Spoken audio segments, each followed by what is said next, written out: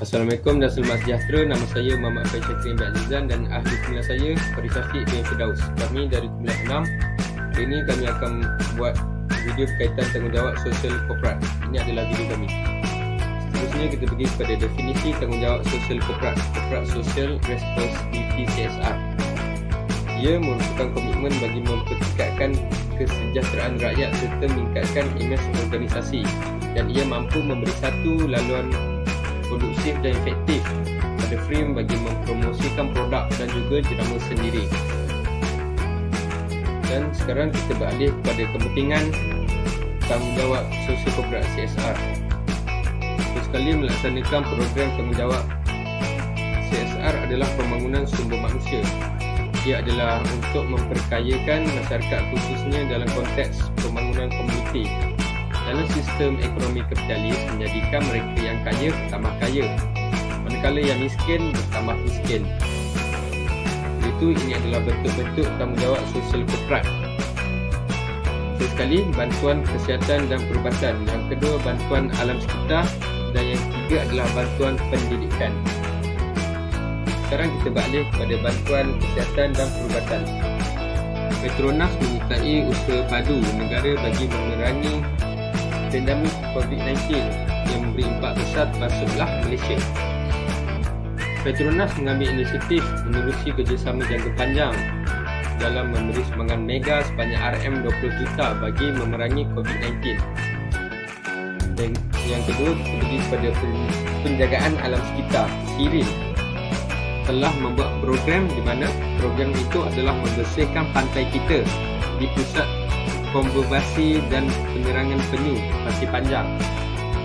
Yang kedua, mereka telah membantu memulih kawasan pendaratan penyu untuk bertelur, dan mereka telah berjaya membersihkan pantai sepanjang 3 km bagi memudahkan penyu untuk mendarat dan bertelur. Sekarang kita pergi kepada bantuan pendidikan. Maidin Muhammad Holding berhad ataupun Maidin menyasarkan kutipan RM300 Malaysia menerusi kempen program tanggungjawab CSR Senyuman Syawal dan Maidin Prihatin Syawal tahun 2022. McDonald Malaysia juga menerusi Persatuan Kebajikan Ronald McDonald ataupun RMHC memperuntukkan lebih daripada RM1.66 juta. Inisiatif ini bertujuan membantu golongan yang memerlukan.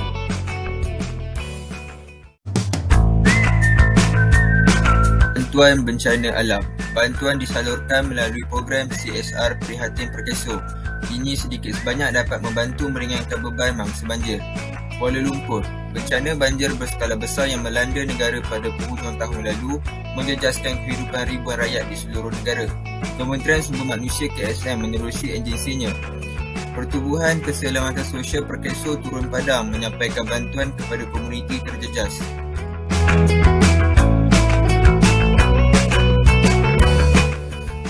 Misi ini disertai seramai 30 anggota Perkeso. Ini adalah salah satu inisiatif untuk membantu mangsa banjir. Sumbangan diberikan kepada mangsa banjir di beberapa daerah negeri Selangor, iaitu Hulu Langat, Shah Alam dan Kelang. Sebanyak 350 kotak prihatin diagihkan kepada mangsa.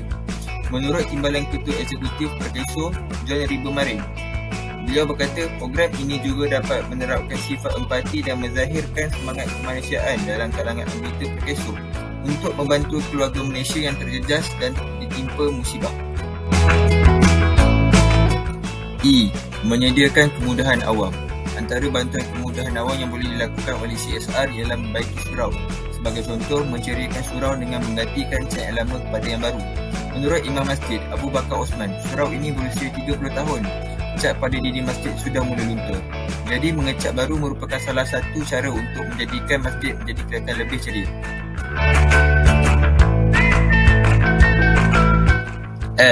Memberi khidmat kaunseling. Pulau Pinang, Disember 2018. Seramai 18 pelajar sarjana kaunseling dari Pusat Pengajian Ilmu Pendidikan Universiti Sains Malaysia telah mengadakan program CSR kaunseling kelompok. Program ini disertai 50 orang ahli bomba dari Jabatan Bomba dan Penyelamat Malaysia Negeri Pulau Pinang baru-baru ini.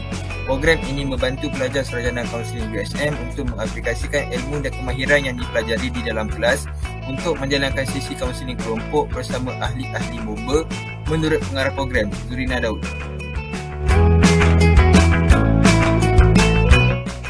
Program ini sebagai medium untuk menyampaikan maklumat yang berkaitan sesi kaunseling kelompok kepada ahli-ahli kelompok yang lain, kata Zurina yang bersama rakan-rakannya. G. Bantuan masyarakat kepada orang miskin dan tua. Selangor, Julai 2014. Pasaraya Tesco Shah Alam mengadakan sumbangan makanan kepada golongan miskin bagi menghadapi perayaan. Program ini dianjurkan di bawah CSR. Program dermaan dan sumbangan makanan ini kini dilaksanakan serentak berbatasi ke semua 49 stop Tesco di seluruh Malaysia. Projek ini dijangka mencecah sasaran kutipan sebanyak RM500,000 sebagai dermaan kepada 49 buah persatuan kebajikan dan rumah amal di seluruh negara.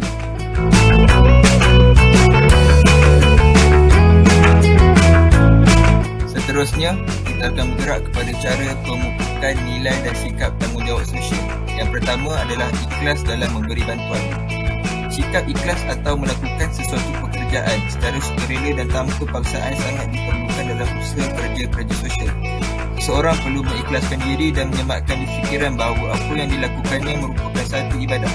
Tanggungjawab sosial dan kemasyarakatan perlulah melandaskan hubungan yang tulus, suci dan bukan bersifat kepura-puraan dan bukan melandaskan kebendaan.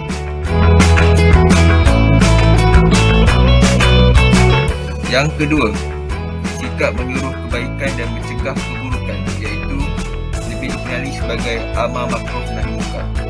Tanggungjawab amar makruf nahi munkar wajib dipikul bersama oleh setiap anggota masyarakat tanpa mengira pangkat, kedudukan maupun perbezaan bangsa dan agama. Masing-masing mempunyai tanggungjawab dan amanah serta perlu menyedari ianya untuk kebaikan bersama. Ia juga penting untuk mengelakkan jenayah dan kejadian yang tidak diingini dalam masyarakat. Yang ketiga, saling mengenali dan membina sikap ramah mesra. Seseorang tidak boleh mengasingkan diri daripada persekitaran hidup sosial. Lantaran itu menjadi tanggungjawab setiap individu untuk mengenali masyarakatnya. Sikap ini akan melahirkan sikap cakna terhadap masyarakat dan melahirkan semangat ingin membantu orang memerlukan. Hasilnya, akan memupuk semangat perpaduan antara satu sama lain.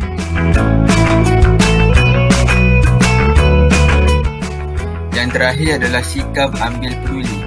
Sikap peka tentang kesusahan orang lain menimbulkan keinsafan dan mencuit naluri keinsanan untuk menghulurkan bantuan yang sepatutnya mengikut apa yang termampu.